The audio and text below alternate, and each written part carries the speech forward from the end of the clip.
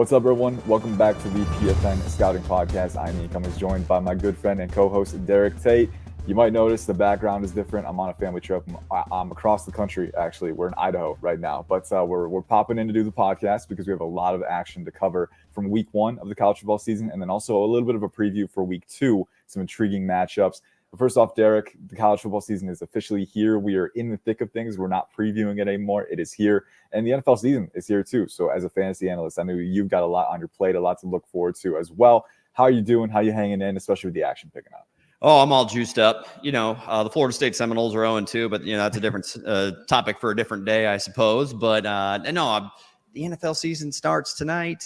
Ravens, Chiefs, and it's an A+ game on the kick off the 2024 NFL season. But we're already looking ahead because boy, oh boy, did some of the 2025 prospects that I was already intrigued by. They had some great debuts to start the 2024 college football season, and I got to tell you, there were some absolutely dynamic performances from true freshmen this week. I know we're not going to get too far into that, but boy, oh boy, South Carolina. What is the edge's name? Like something Stewart? Oh my God, he looked just like a monster. It was crazy seeing some of the performances that we saw from true freshmen this week. Yeah, the name is escaping me too, which is uncharacteristic. So I got to get on that. I got to make sure that I get the name, but the quarterbacks as well. I think Dylan Raiola looked very good for Nebraska. They've had issues with QB for a long time, so hoping that they can right the ship there, and I think that'll unlock some of their potential energy. Not a true freshman, a redshirt freshman, or I think a second-year player, sophomore, but Nico Iamaleava from Tennessee looked phenomenal as well. I think I look back to the conversation we were having about Drake May and Caleb Williams entering the year before they were eligible, right? Like, we know that they're going to be top 3 picks, like pretty much from the get-go, and they were. So I think Nico Iamaleava is one of those guys that you can maybe look at in that similar light. He's got the arm talent. He definitely looks operationally sound, very clean mechanics. And that Tennessee offense with the weapons that they have, right? Dante Thornton breaking out, Chris Brazzell the second. We still haven't seen the ceiling of what he can do in that offense. Squirrel White, Brew McCoy. They've got all the weapons. They've got the QB. It's a fun offense for sure. And then non-QBs too. The South Carolina edge, like you mentioned. I got to look that up. Dylan Stewart. It's Dylan Stewart. Okay. Yep. It just came back to me when you were talking. So I was like, boy, oh my goodness, man. Yeah. Just like he's got bend, he's got power. I mean, when you see exactly when you have that complete of a skill set that early on, it's very exciting because you can keep building off of that. You can keep adding to it. But then on the offensive side too, Jeremiah Smith from Ohio State. I mean, that dude he's already toasting defensive backs as a true freshman. And it's gonna be fun to see Ohio State. They have a conveyor belt at wide receiver. I don't think that's gonna end anytime soon. So a lot of young guns to keep an eye on for the future. But let's focus on the 2025 NFL draft class for this pod, starting with week one, right? And I feel like the quarterbacks have been a driving factor for this entire cycle. Let's look at the QB stock report from week one. Now, obviously, we don't want to get too many overreactions in here, right? It's just 1 week, but you do look at the checkpoints as you go. This was a big checkpoint for a lot of guys, in particular, one guy that we mentioned before the week one in the preview podcast, Connor Wegman from Texas A&M, playing Notre Dame. Right. And, you had a full offseason as the starter and didn't really, expectations were a little higher, right? Because he's a guy who's been entrenched in the system for a few years now, and he's got the talent. He's finally healthy. What's he going to do? What's he going to, how's he going to add on to that? And the results were subpar in week one. I think he had, I want to say below 100 yards. If it was above, not too far. It was 100 exactly. With 2 picks. Yeah. So 2 picks too. And, just the things that you often see in a young QB, and some of the things that I noticed in my initial scouting report of him, right? Sometimes a little bit undisciplined with pocket space and navigation, right?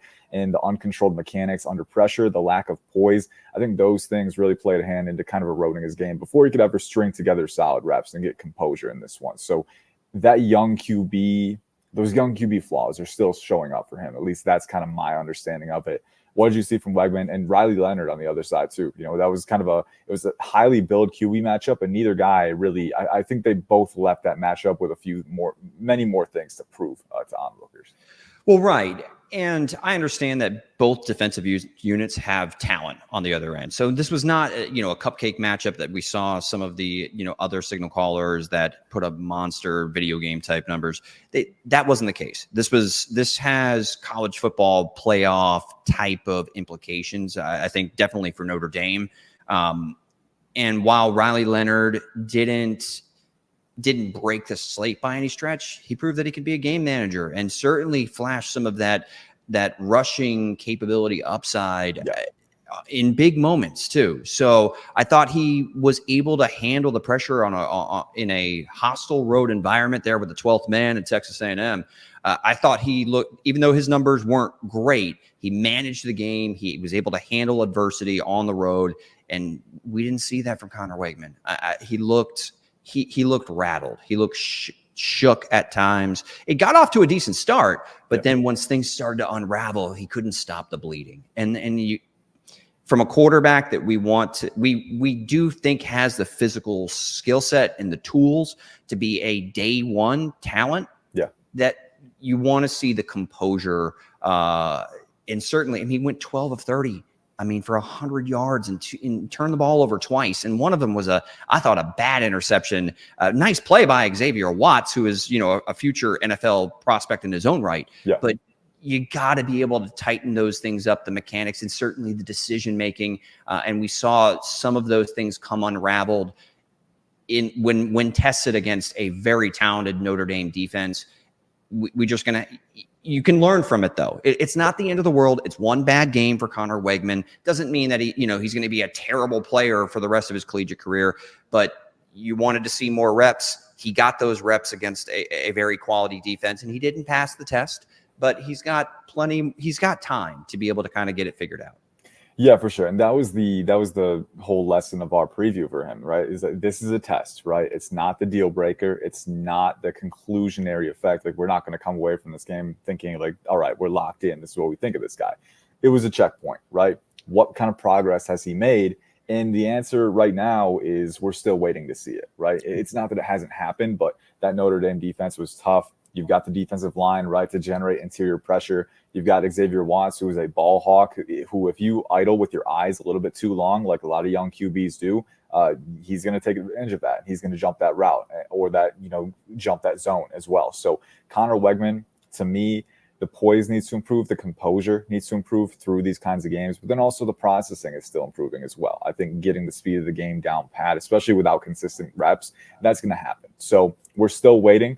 Texas A&M will have a chance to rebound. They play Florida next week, which if you've been following the Gators after their loss to Miami, they're things are kind of in dire straits down there as well. So they are looking to right the ship. Graham Mertz is injured, I believe. So I think DJ Lagway will get the start for the Gators. That'll be a fun one to watch, two young QBs. But then after that, they play McNeese State. So there will be a couple opportunities for Connor Wegman to right the ship and find his rhythm again if he has the ability to do that. But yes, before the season, you and I were both in agreement. Like, he's got the athleticism, he's got the arm talent, he's got the off-platform ability where he could go round one if everything breaks his way. And he was very efficient in a limited sample before losing the rest of the season to injury last year. So the tools are there. The hope is still there, but we need to see more. I think that Notre Dame game was a little step in the wrong direction. Another QB stock down, Donovan Smith from Houston. He was my QB2 entering the year, So I look at the tools, and I think the athleticism is there. I thought the off-platform ability was there, and on tape there were some really bright flashes of anticipation, situational precision.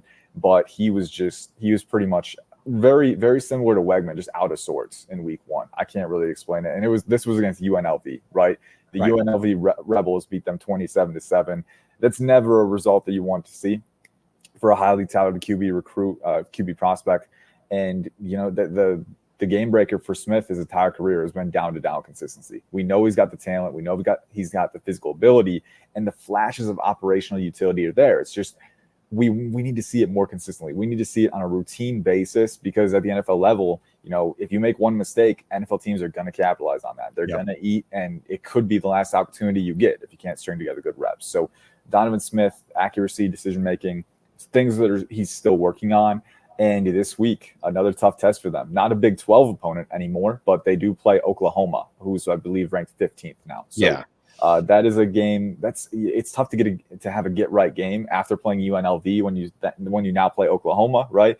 But Donovan Smith, some of his best games have come against better opponents. Last year, I thought one of his best games of the entire season was against Texas, right? Stringing together really nice reps. So he's got to find a rhythm again. I don't know where it went, but it's not there anymore. The down-to-down consistency is still a major issue.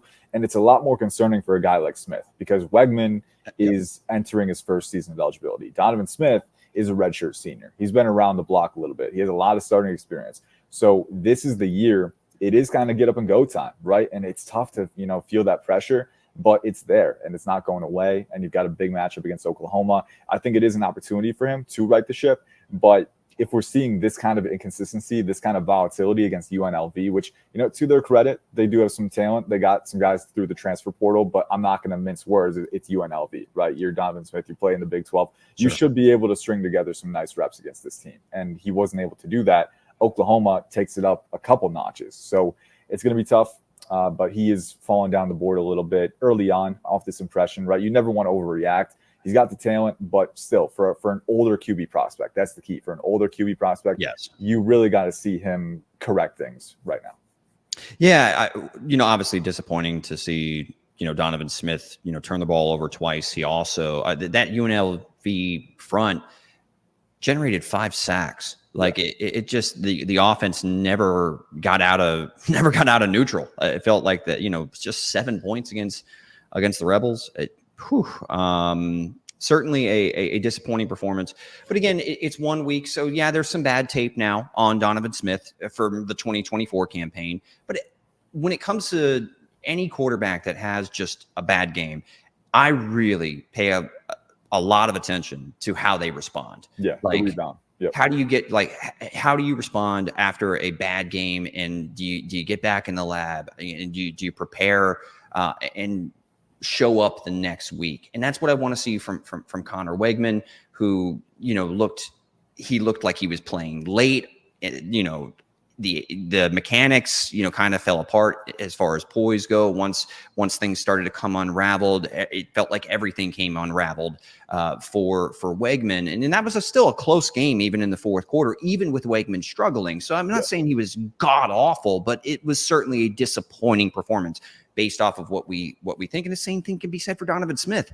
I mean, I think that this young man has all the physical tools to be able to, and you mentioned the flashes of being able to process and ball placement. It's there, but it's hard to, excuse a clunker against a team that you expect a quarterback of his expectations and for him to underdeliver in week 1 at this point in his collegiate career is certainly noteworthy, but I'm not going to write him off yet. It's just one bad week. How do you respond this upcoming week and the rest of the season? I still believe in Donovan Smith, but we're, certainly off to a rough start. Yeah. And it's, you've had a full off season and you're an experienced starter, right? I think those are the differences between him and Connor Wegman. So it's tough, but you got to rebound. And you mentioned it too. The rebound does matter, right? So we're only in week 1. We won't overreact. But let's talk about some of the guys who are kind of, because we see these guys who are stocked down pretty much. And a big reason why they're so stark is because you have players like Drew Allar, who's killing it right now after that West Virginia game. Jackson Dart, now they played Furman, right? So predictably, they ran the score up a little bit. But Jackson Dart had one of the best first halves in collegiate history, probably, from a QB. He looked great. He was insane. And then you've got Cam Ward, who was really just balling out there against Florida as well. That defense didn't have any answers for him. The creative ability that he has.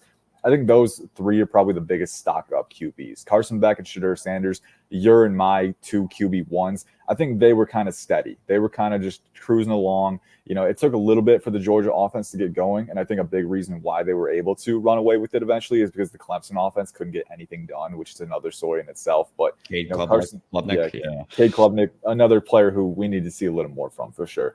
But Carson Beck, Shadur Sanders, 2 guys who showed what we expected, right? Carson Beck is not going to be a generational rushing threat for you, but he does have the arm talent, the anticipation. He can distribute. He can be a game manager. And then Shadur Sanders had some really nice pinpoint accuracy throws. I think his poise in the pocket. You sent me that one clip where he was climbing up, even though pressure's closing in, he's not getting undisciplined with his spacing. And then he throws a dot over the middle of the field. That's a play that I want to see from him a lot more. And I think we saw that in week 1. It was a good sign. But those guys are kind of a neutral. I think 2 guys that are really surging right now, definitely Drew Allar and definitely Cam Ward. And Jackson Dart played well. It was Furman. Let's see more SEC play from him. But I like what I saw. But Drew Allar, let's start with him because we talked about him in the preview pod.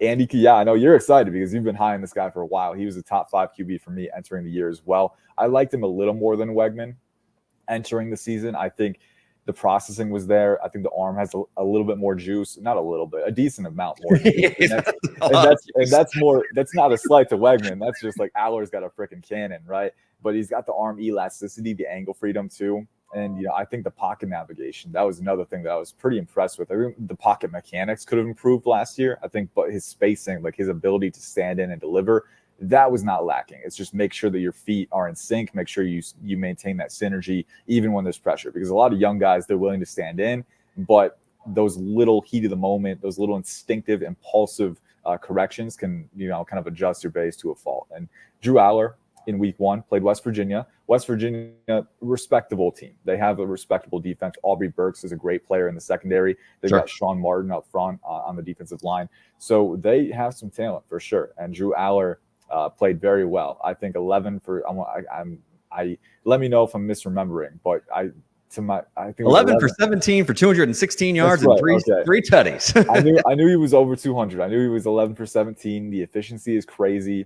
But 3 touchdowns as well. And the touchdowns were really impressive, man. I mean, there was one where it was a dart over the middle of the field, anticipation breaker, hits this guy in stride, and he gets the rack yards for the rest of it. And then there was the touch throw to the goal line, to the goal post where Wallace, to Wallace, where it was the end zone fade. And you were saying maybe he wasn't trying to go back shoulder. I'll have to look back at it again. But again, one thing that I really wanted to see from Allar this year, right? You don't just have to have the heater in your arsenal, right? You can modulate the trajectory of the throw. You can adjust it. You can throw a touch. You can take pacing off, but also layer that into the throw as you're getting it over the DB, right? Push it to the right spot. Throw your receiver open. I wanted to see that more because he has the arm talent, the elite arm talent to get that done the way that very few guys can do. And I think we're starting to see it a little bit, right? So that West Virginia game, very good step in the right direction. I think we're seeing a lot of what we wanted to see, and credit to Andy Kotelnicki from Kansas as well. I think a lot of people were concerned because Kotelnicki working with Jalen Daniels, definitely a different kind of quarterback, but I think the best offensive coordinators, and I think we said this in the pod before, the best OCs work with the talent they have. Drew Allar is a unique talent in his own right at QB, and I think they're working on, and they're kind of making progress in weaponizing his arm talent for the better and getting the most out of it. But Allar himself also looks cleaner, more efficient. Big Ten play will really reveal the true merit of that. Sure. But we're off to a good start for sure. Yeah, no, I had him as my QB3, and I felt I had some concerns about his accuracy and ball placement inconsistencies because he does rely a little bit too much on that arm talent. There's times where his mechanics and his body isn't aligned to where he wants to go with the football. That scares me because he relies a little bit too much on that arm talent sometimes. But boy, when it's all put together, you mentioned that touchdown strike. They ran a scissors concept against cover 3 or a single high safety look. Yeah. And you look at the tape, the ball is out of his hands before Wallace gets out of his in cut. Like, it is perfect. He knows exactly what he's looking at. The mechanics, all the cleats are in the ground, and then we know when the mechanics are tightened up, he's got the arm to be able to put the ball wherever he wants, and he puts it right on Wallace's face, doesn't break stride, and Wallace does the rest. Wallace had a great game, by the way. Yeah. Outstanding game. I remember I wanted to see how Allar would react as well when West Virginia managed to score, and they brought this back to a 1-score game in the second quarter, and they didn't have much time left on the clock, but they were aggressive, and Allar threw a ball that traveled about 65 yards in the air to Omari Evans, and Joel Klatt, he's a great analyst, but he was like, yeah, it was a little underthrown. I was like, he just threw the ball 65 yards in the air. And I'm like, yeah, I get it. Yeah, he had to slow down a little bit, but the arm talent was on display. And then he followed it up right before the end of the half with that beautiful throw with touch, feathered it in. And the reason why I mentioned, did he mean to go back shoulder with it? More so, maybe it was a decision. Like the way that I saw Wallace stack the defender, I actually thought that maybe going to the back pylon with it would have been a better decision. But it was still an outstanding throw from Drew Allar. And, the only nitpick that I could have there is if he knew he wanted to go to Wallace post snap, then I would like to have seen him dovetail a little bit to the right to give himself a little bit more room, because there was a little bit of pressure that was being the defensive end did push the left tackle into him a little bit, but Allar can just flick it, and that's the end result. Sometimes when it's dialed in, it looks so pretty. It's something that he can build off of. Certainly a very encouraging week 1 performance with some of the things that I saw that from seasons prior with anticipation. Obviously, we know about the arm talent, but like you mentioned, layering those throws and ball placement, if he can begin to do that more consistently, then I see the path to Allar's stock rising potentially into day 1. Yeah, for sure. And I think, the big thing with arm talent is that it opens the door for you to make those kinds of throws a lot easier than another QB, right? Like, why is arm strength so important? We talk about it as a trait a lot, but we don't always talk about why it's important. You see a guy without elite arm strength, right? He has to muscle that throw a lot more, right? He has to go through his rotation mechanically with a lot more force, not just a flick of the rotation, right? But like actually working to generate more force.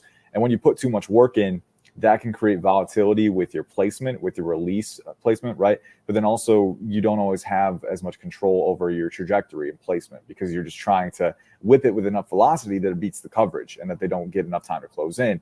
Allar has the ability to keep that velocity while just going through this effortless motion, right? So the velocity is always there. But when it's always there and you don't have to worry about muscling it so much, you can do so many different things with the ball, right? So the potential energy has always been there. Last year we could see it, but last year he was also still working on how to rein that in, right? How to control it. Absolutely. The control is the most important thing at the QB position. And now we're getting a sense that he's starting to get the grasp of that, right? We're not going to know for sure. For a couple more weeks. They play Bowling Green this week, which, by the way, Bowling Green tight end Harold Fannin Jr. is a name to keep an eye on. A sleeper against that Penn State defense. It'll be a fun matchup. But for Drew Allar, I doubt we'll learn too much more against the Falcons. I think Penn State should be able to control this one. But Big Ten play will be coming up pretty soon after that. And Penn State has a few pretty quality matchups in that slate as well. So the Big Ten will be the trial, will be the gridiron for Allar to truly prove himself as a 2025 NFL draft prospect. But in the meantime, what do you think about Cam Ward, though? I know you mentioned Cam Ward as a riser. Like, I want to talk about Cam Ward because, boy, what he did against Florida was pretty impressive. Oh yeah, for sure. What I think about Cam Ward is this dude is a creative phenom, right? And I tweeted about it. I was like, the off-platform ability, the evasiveness, those things are truly special with this guy. And I think we saw that at Washington State. We saw a little bit of it in Incarnate Word. Back when he was playing there as a redshirt freshman.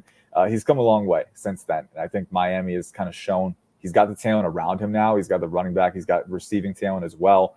I'm very curious to see what this team could do. I think they could truly compete. They really just kind of took it to Florida. It was never really a contest through that entire game.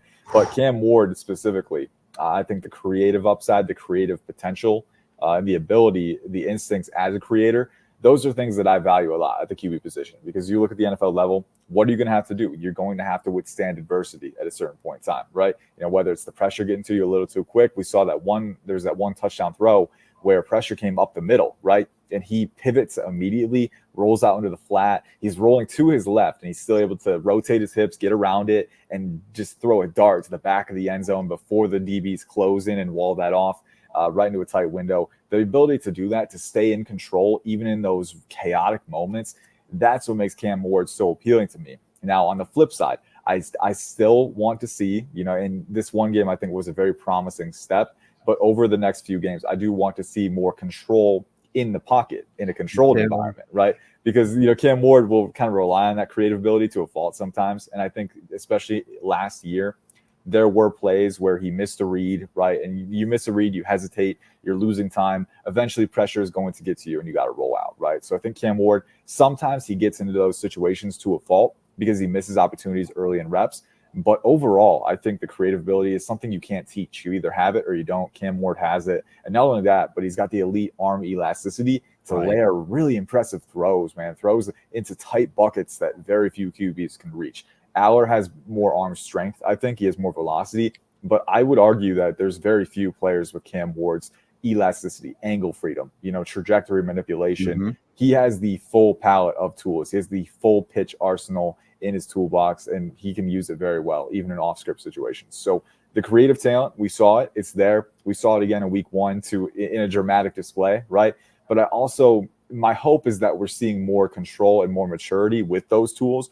I want to wait and see over the next few weeks, because naturally that kind of skill set can invite more volatility, not just on a down-to-down basis, but week to week as well. So, for Cam Ward, I still need a greater sample size this year, but I really like what we saw in week 1 because it was against a quality opponent. Well, quality. Well, we think, hopefully. We think we'll find out more later, but traditionally a quality opponent, right? SEC team. On the road, too. Yeah. On the road as well.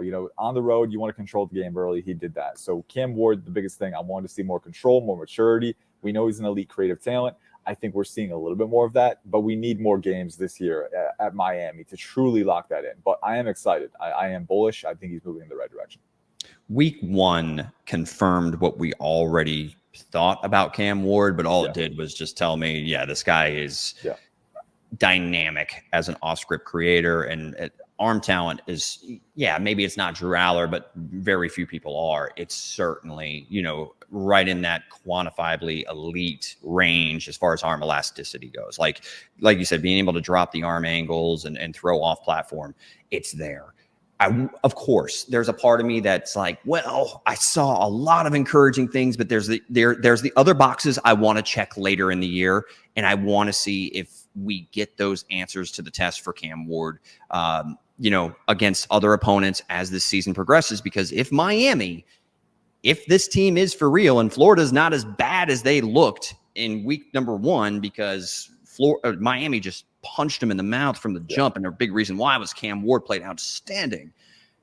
We're going to see Cam Ward playing against maybe some very meaningful games as this season progresses, and I'm very interested to see if he's capable of operating within structure a little bit more frequently, enough to be able to make defenses respect that aspect of his game, because he certainly has all of the off-script creativity and arm strength and athleticism to be a dual threat problem. But if he can tie it together with some more in structure, on time throws, I'm going to be very excited about his potential on Sundays. Yeah, he's got the potential for sure, and we've known that. But we're starting to get a feel that maybe he's adding more to that. So with the supporting cast that he has, with the structure that is in Miami, that could be the final piece of the puzzle, right? And we've seen before QBs can rise, right? Jaden Daniels entering the season last year was a day 3 prospect for a lot of people. He became the 2nd overall pick. So it is possible. Anything is possible. And I'm excited to see what happens with that. But before we look ahead quietly to week 2, let's talk about some non-QBs who caught your eye in week 1. Obviously, I think we got to start the 2 guys that are popping up in mind for me. Tetairoa McMillan, Arizona, had a dominant performance. I think 10 touchdowns, 10 receptions. It felt like 10 touchdowns. It really did. But 10 receptions, 304 yards. I think 3 touchdowns, 3 or 4 touchdowns. 4. It was absurd. 4. Oh my God, dude. T-Mac, man. That's so fun. That's so fun when a guy confirms that he's a top 10 talent, right? Like, it's like, all right, we know, we can move on. We don't need to overthink this too much. He was absurd. It was Julio Jones level domination out there. 6'5", 210. He's got the box out ability. He can run routes. He can separate. Derek's just laughing. Like, this is not fair. It's a lot of yak too for a guy that size. What a performance. I know he's very fluid in yak. And I was going through my evaluation of him in the summer, and a lot of it was like, I feel like I'm being very repetitive here, because last year we had Marvin Harrison Jr. and I was like, the dude is 6'4", 205, and he breaks the laws of physics. Now I'm looking at T-Mac. This dude is 6'5", 210. He breaks the laws of physics. He can run routes. He can sink. He can separate. He can generate rack, like you said, with that fluidity. And then at the catch point too, incredible box out ability, control. He's able to dictate the catch point and positioning. That is such a fun aspect of his game. But then you look at what he can do with the ball in his hands in space too. Like, the dude is unfair. You know, like I would not argue if he was your wide receiver 1. Travis Hunter is my current wide receiver 1 entering the year, and he played very well as well. I think he had 7 catches for over 130 yards, 3 touchdowns. So another really good performance from him too. The route running, the catch point instincts, again, finding the ball. I think finding the ball, controlling the timing at the point, that's what Travis Hunter specializes in. T-Mac can use his size to control, but Travis Hunter is just so instinctive when it comes to getting to the right spot and finding the ball. So 2 different players that excel in different ways, but they excel nonetheless at a very high level. And we saw that in week 1.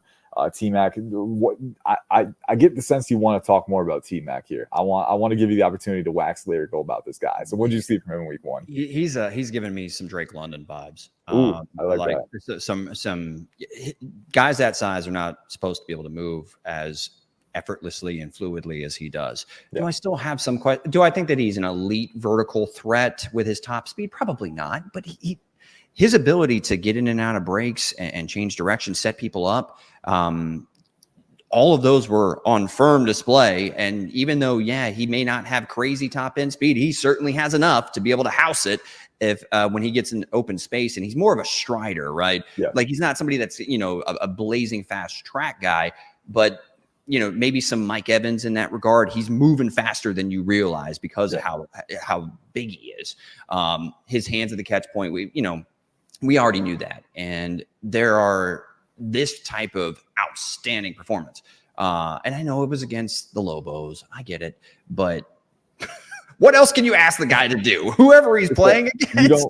You don't see guys go for 10 catches, 300 yards, 300 every yards day. Like it's like, dude, like that's the next level of domination that, irrespective of who they're playing, that means something. You can't just shrug your shoulders at that. That's Heisman stuff. Exactly. That's Heisman type stuff. Speaking of Heisman stuff, Ashton Jeanty, how about that guy? Boise State. You warned me about him. that was the next name that was in my head. I was like, we got wide receivers. And by the way, T-Mac, Travis Hunter, just my closing thoughts on that. Whoever your wide receiver 1 is, I don't think there's a wrong answer at this point. You can put Luther Burden III in that discussion from Missouri as well. But T-Mac and Travis Hunter, these 2 dudes are different in different ways, but they are truly different. And I'm excited to see what they do. Ashton Jeanty, it was the other Heisman-worthy guy in week 1. I think 20 carries, 267 yards, 6 touchdowns. 6 touchdowns, Derek. What are we doing here, man? What are we doing here? Like he could have beat the other team by them. I think it was Georgia Southern. He could have beat them by himself. Like you could argue that's what happened here. Like they did not have an answer for this guy. My preliminary RB1, I know you're high on him too, but this dude I can't. I'm sorry. Derek, stop me if I'm running a little bit too much. Please. But this dude, man, I swear, I mean, he graded close to blue chip range for me entering the year, and it was really surprising because I'd heard of his name in June and July. I had heard of him. I knew of him.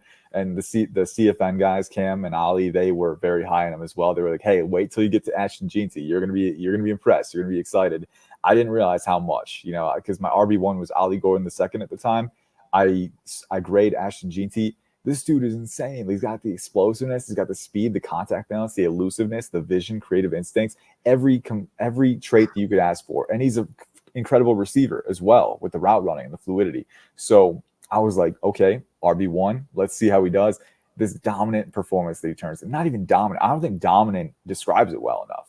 This dude was unstoppable. This dude was immortal in this game. And I think that, that ability to control the field, again, being the low center of gravity, the vision, the creative instincts, because we got to find a way to quantify it, right? We know he's really good, but why is he really good? And I think it's the explosion, the quickness, the elusiveness, combined with being 5'8", 217 pounds, just a rock mass out there too. Right. He's physical. He's angry a little bit sometimes when he's finishing, but a lot of times he can use instincts and elusiveness to create space and evade regardless. And he's got the speed to finish those plays off too. So, it's such a well-rounded, complete skill set with the high-end upside that you would want in a true volume back. And the more I think about Ashton Jeanty, the more I think, I don't. Someone could challenge for the RB1 mantle, right? Quinshon Judkins is up there. Gordon is up there. There's a few other guys in the conversation too. But on my board, looking at what he's got to the table, I can't really poke holes in this game. He's not a great pass blocker, right? That's the only one. If you need a weapon in your offense at RB, I can't think of a better player than Ashton Jeanty. And obviously, Georgia Southern, right? That was the game this week. They play Oregon this next week. So a top 10 opponent with a really good defensive line, with a really good front seven, Dan Lanning, who knows how to take advantage of these types of matchups and kind of constrict these players. That's going to be the biggest test of the year for him, I think, Oregon. So he's coming off this game, 267 yards, 6 touchdowns. Now they play Oregon. Can you stack that performance? Can you do it again, right, against this type of team? If he can at least get over 100 yards, if he can be productive, right, that could be a very good sign for his draft kind of settling where it is and also rising, potentially being a round 1 guy. The long speed was – I knew he had great contact balance, physicality. I love his ability to be able to knife through tight spaces, has great hip sync control, contact balance, like the whole 9 yards, can accelerate. But the long speed was something that really – and I know it's Georgia Southern. I know you mentioned it. But, again, in a similar ilk to T-Mac, you're playing who you're playing, and you're putting together consecutive one-play drives simply because they hand you the football and they can tackle you. It felt like it was playing college football 14 on easy mode. That's what it felt like. Yeah, like freshman difficulty. But like the vision too. I mean, and that was something. The rushing creativity. Whether it is at the line of scrimmage or on the second level. Understanding how you can destroy angles and oh my goodness. There was a lot to get excited about.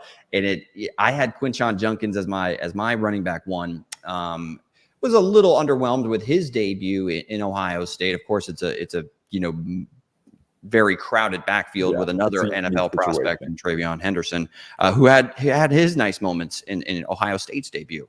But Ashton Jeanty, certainly it's going to be very, very hard to make any sort of case for him not being a top 2 guy on anybody's board if he remotely is able to produce at a clip that resembled what we saw against Georgia Southern. I'm very intrigued to see how he does against Oregon, but certainly you can't ask for a better start than what we saw from your running back 1. Yeah, it was a fun game just to enjoy, sit back and watch. Like this dude is different. And you see that with a lot of these guys. I think this is a very strong class at the top, and I think we're starting to see that now. So it'll be fun to follow for sure. I'll give a couple more guys that I was impressed with in week 1, and then I'll let you I'll give you the opportunity to do the same, and then we'll preview some week 2 matchups. The biggest one being Texas, Michigan. I think that's the one that we're going to spend the most time on. But Ernest Green, the 3rd offensive tackle at Georgia, I was very impressed with what I saw against Clemson. Coming into the year, he was one of the first guys that I graded because he was pretty high on our board. 5-star recruit. Georgia has a track record, so he was one of the first guys that you're drawn to. He carried a day 3 grade for me entering the year because I wanted to see more synergy with his technique. I wanted to see a little bit cleaner hand placement and timing, and he was really good in week 1. I think the hip flexibility isn't elite, and I think that's going to limit his upside a little bit, but his short area explosiveness was really impressive. He got out of his stance very well, great depth on his kick, and he's matching guys with synergy. He's playing low in his stance with good knee bend, really good timing. He had a really mean snatch and trap at one point where he finished and drove his guy to the dirt. I thought it was a really impressive performance for a guy who had early round upside, but I was waiting to see if he could realize it. I think that was a great first impression this year against Clemson.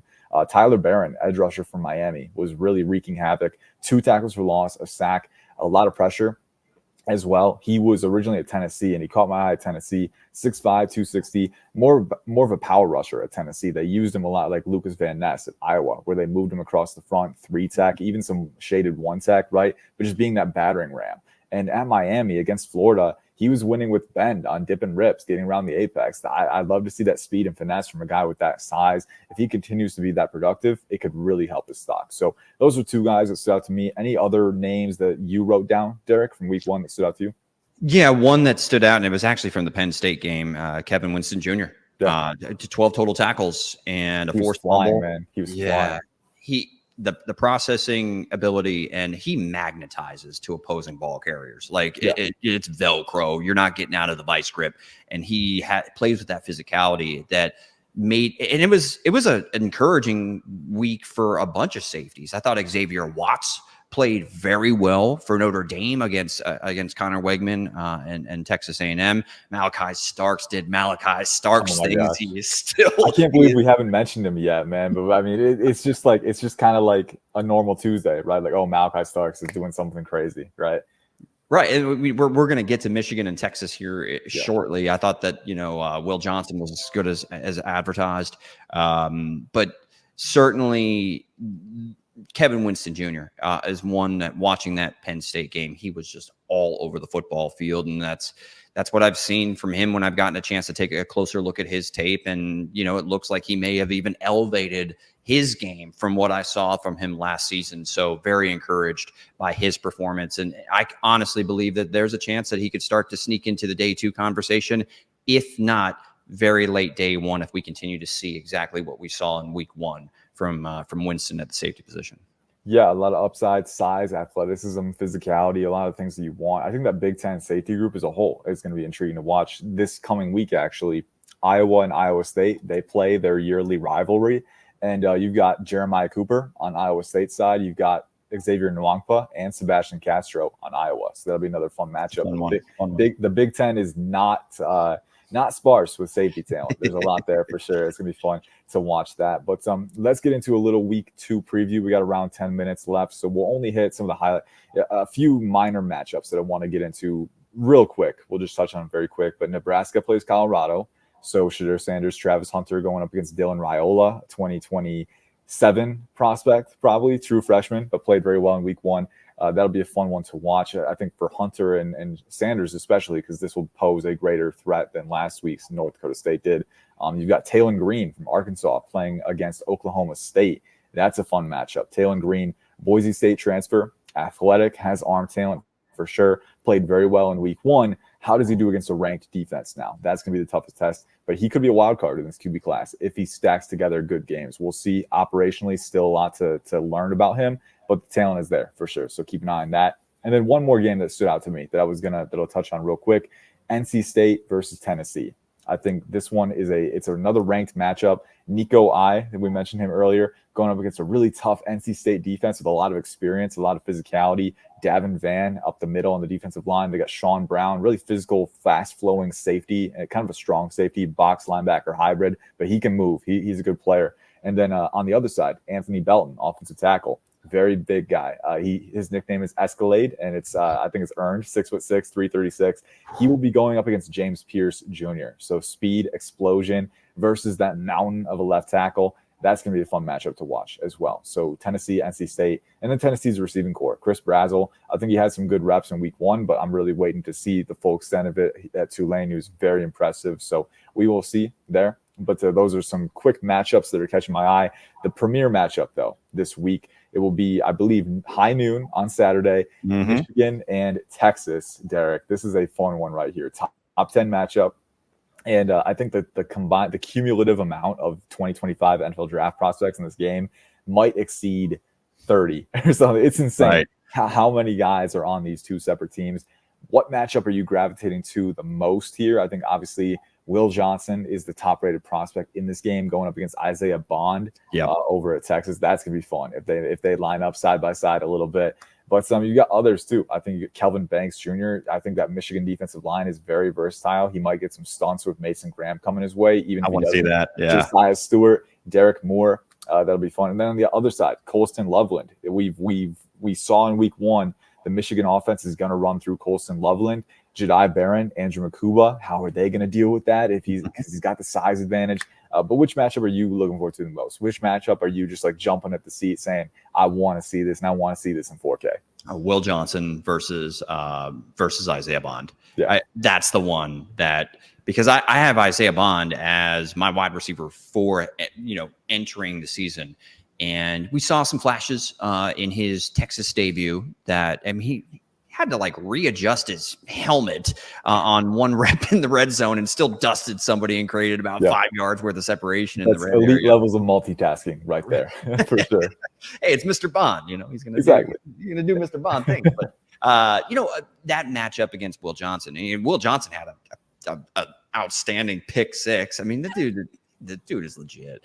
I wouldn't be shocked if a cornerback needy team who already has a a young quarterback in place entering the 2025 NFL season. I wouldn't be surprised if Will Johnson's the first name we hear called on draft day. But, certainly this is a measuring stick, because more so for Bond than it is for Will Johnson. I think Johnson's probably going to be a top 10 pick regardless.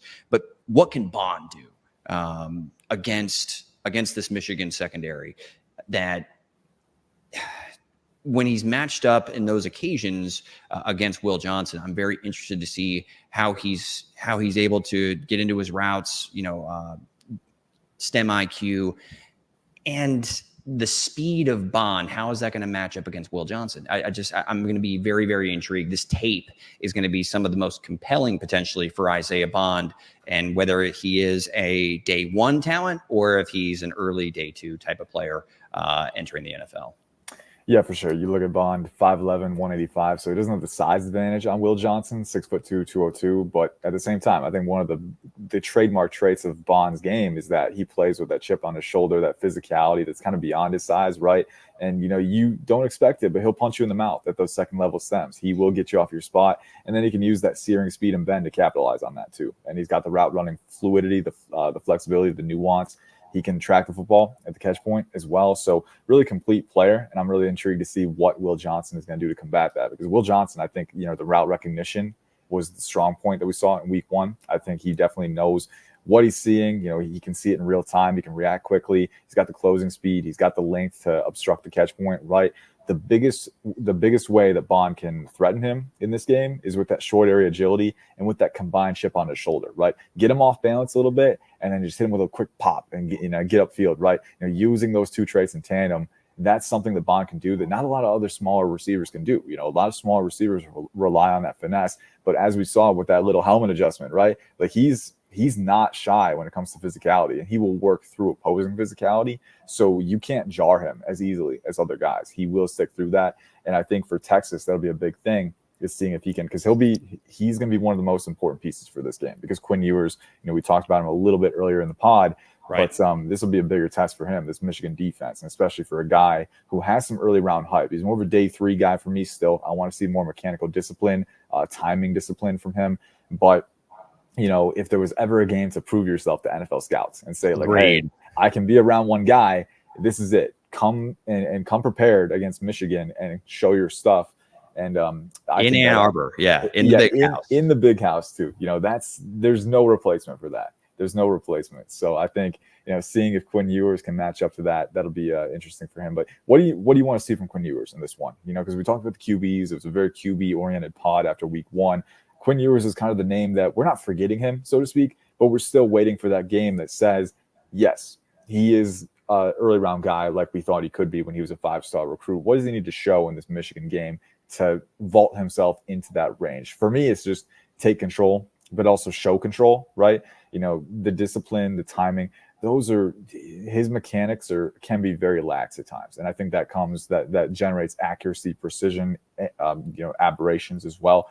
So that's the biggest thing I want to see, especially against a defense that's going to pressure you early and often with the defensive line, with the coverage. He's going to be uncomfortable a decent amount. So show that you can get through that and lead your team to a really statement victory. To me, that's probably the biggest thing. And Michigan's offense is not going to be as potent on the other side this year. They have the running game, but they lost a lot of talent on offensive line. Davis Warren is still kind of finding his stride at QB. So it's going to run through Colston Loveland. If they can constrict Colston Loveland, Quinn Ewers has an opportunity to take the lead and control the game on the other side. But that involves him remaining poised and composed against all the challenges that this defense is going to throw at him. Well, yeah, I mean, you mentioned Andrew Makuba. Certainly that this is a nice measuring stick for him against if and when he does match up against Colston Loveland, who I think is the focal point of this Michigan offense at this current point. Now, granted, it's just one game against Fresno State, but we need to probably see more from this Michigan offense. And this is why you mentioned, what do I want to see from Quinn Ewers? I think Quinn Ewers needs to establish that he's the best quarterback on the football field. And if I'm that dude and Texas is going to go to the places that this roster suggests that it can go in 2024, play with confidence, get the ball out of your hands, don't hold it, play with, play on time, on script, keep those mechanics in line and just take command. That's what I want to see. Because you got Arch Manning that's sitting there. He's keeping him on the bench. True. Yeah. He's keeping him on the bench, but this is certainly a big measuring stick, as you already mentioned, for not only the Texas program, but in definitely for Quinn Ewers, because I believe that offensively they probably have a higher ceiling than Michigan in this contest. So, but Ewers has to perform, and that's where I want to see, obviously what we're going to see from Steve Sarkisian and trying to dial it up against this talented defensive unit. Certainly you mentioned Calvin Banks and the offensive line has to do their part, but really it's Ewers it's going to fall on Ewers, because I like Jadon Blue coming out of that Texas backfield, by the way, too. Got a little dinged up. Thankfully he's all right in the season opener, but I think it's going to fall on Quinn Ewers. And in this case, you have a chance to go into the defending national champ's house, but you got to knock out the champion. You got to take that. You got to take that crown from him. And this is a perfect opportunity for Quinn Ewers to, at least make a case to elevate his stock from, like you mentioned, potentially a day 3 pick into the day 2 conversation, if he's able to go into Michigan and deliver, one of the better performances of his career and come away with a win. Yeah, this is the kind of statement game that doesn't come around very often. So when you have a chance to capitalize on it, you got to take advantage. I think Quinn Ewers has the arm talent to be in the early round discussion. I think that's always been the defining trait for him. I don't think he's an elite athlete at his size, and he's not overly big either. He played under 200 pounds, I believe, last year, right? So, he's a guy who doesn't really fit the traditional constraints in some areas, right? So you look at the operational inconsistency, the depth discipline, right? Drifting a lot with his mechanics, being a little too lax with the timing and the precision. Those are things that he can't afford to keep in his game if he's going to be an early round guy, right? So against a big opponent like Michigan, showing some progress there will not only help him as a prospect, but it also might help Texas's chance of coming away with the win. So that'll be a fun 2-pronged approach there. But baseline. You make predictions? Are you rolling with Michigan, or are you rolling with Texas in this one? Shoot, man, you're putting me on the spot here. I'm gonna go Texas. I know. Yeah. I worry about Michigan's offense. That's the thing for me too. The offense. Davis Warren is definitely. He's been an inspiring story for sure, and I think that another week will help him gain chemistry. Sure. Colson Loveland might be the X factor for me, and Kalel Mullings at running back too. Donovan Edwards hasn't really been up to par since losing Blake Corum. I don't think his vision is as good. I think he's more of a pure receiving weapon, more so, which is good. But you got to find ways to weaponize him. I think Texas has a chance to win in the trenches. Alfred Collins is a beast on the interior. They got Ethan Burke outside as well. Baron Sorrell is a good player. So I think Texas's defense will give them a little bit of trouble too. So I lean Texas just because I like the firepower on offense a lot. I think it's going to be a lower scoring game, because I don't expect Quinn Ewers to be lights out for more than half of it. I think Michigan's defense is going to invite and incite some of that volatility that we're so, that we don't like to see from him, but we're going to see anyway because the circumstances dictate that. But I also think the Michigan offense right now might not be equipped to keep up. I would say lower scoring game. I don't think either team, maybe Texas gets over 20 points, but I think it's going to be, I think the combined total will be below 40 points. I've got Texas in a close one. I think Michigan has an elite defense, but I do think Texas has a little bit too much overall, because that defense it's not a walk in the park. Jedi Barron is a great safety. Makuba is a physical, fast-flowing safety as well. Both of them can play the slot if needed. The defensive line is fast-flowing, physical, a lot of power element in there. So Davis Warren needs a game to gain a rhythm. And I don't know if this is the game to do that. So Texas in the close one. It's a tough test for Davis Warren. But certainly that defense is always going to give you a chance. And I don't see a world where Texas comes into Michigan and drops 38 points on this defense. So I'm probably going more like 24-17 in favor of Texas. And I will say this Michigan defense is good enough that they're going to win a few games off of that defense alone. So if Quinn Ewers is not up to snuff, if he gives them just a little bit of an edge, that could be enough. So I'm going with Texas if I have to make an official prediction. But at the same time, I could see this Michigan defense just saying, fine, we'll do it ourselves, right? And just take the win, take the authority right there. The defense is that good. And I think Michigan, Sharon Moore, former offensive line coach, I think he might be able to dictate the game a little bit. So we'll see. It'll be a good one, though. Any closing thoughts, Derek? We're just about out of time. Any closing thoughts for week 2 before we wrap it up? Yeah, Florida State, get it together. I can hear the pain hidden in that statement. I can hear it. Yeah. Disappointed, it would be a very kind word to put it to phrase it when it comes to the performance of DJ Uiagalelei. So Uiagalelei, I should have just called him DJU, but hey man, we got to see more from Florida. I mean, to go from undefeated last year, and obviously a controversial decision to be left out of the college football playoff, and then start 0-2 against Georgia Tech and Boston College. I'm just wondering where the fire in this program is. Certainly a weird hangover effect from last year into the start of this season. Yeah, it's difficult. And a lot of teams are still finding themselves as we go through this early stretch of the year, but that's what week 2 is for. We got week 1 in the books. We got week 2 coming up, and we are starting to string together these games here in the CFB season. So for all you listening, thank you as always for tuning in with us. We will have more podcast action next week. I will be back home next week, so I'll have the microphone and everything. We'll be back to 100% from a equipment standpoint. But until next time, I'm Ian Cummings for Derek Tate. Thank you as always for listening. Peace out. Have a good one.